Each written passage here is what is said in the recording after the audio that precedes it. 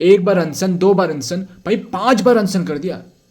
तो भी अगर अनसुना कर रहे हैं उनके राइट को, लेह से दिल्ली तक पैदल यात्रा, वो भी शांति से करे, गवर्नमेंट से कुछ रिप्लाई नहीं मिल रहा, तो इस चीज़ का हिंसा बढ़ता है। गाइस, नेपाल के बाद इंडिया में भी लेह लद्दाख में प्रोटेस्ट चल रहा है। बहुत हिंसा हिंसा बढ़ गई भाई वहाँ पे, बिल्कुल सिस्टम ही हैंग हो रखा है, तोड़ फोड़ चल रहा है भाई। अब मैं क्या बताऊँ, बीजेपी का दफ्तर भी उड़ा दिया भाई। जंजीस युद्ध ना खुश है एकदम। प्रोटेस्टर गवर्नमेंट की बिल्डिंग को तोड़ रहे भाई, बैरिकेड्स तोड़ रहे, 8 लोग की कंफर्म डेथ हो गई है।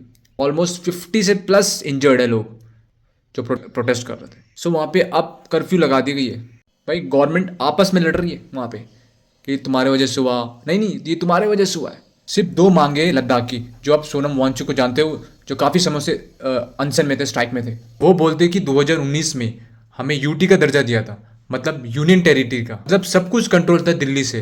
अब वो बोलते कि हमें स्टेटहुड का दर्जा दीजिए, हमें भी स्टेटहुड बना दो, जैसे कि हिमाचल है, जम्मू एंड कश्मीर है, हमारे भी सीएम हो, हमारे भी इलेक्शन चले जैसे और स्टेट में चलता है, नहीं हमारे भी वही सेम प्रोसेस यूज़ करें।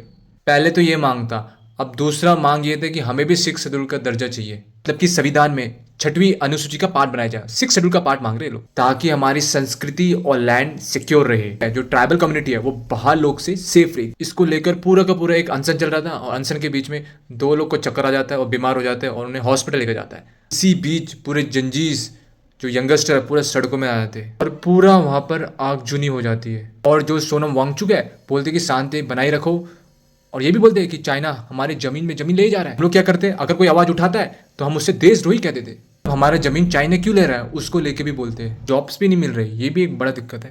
इसलिए लद्दाख में हमेशा पीसफुली स्ट्राइक होता है।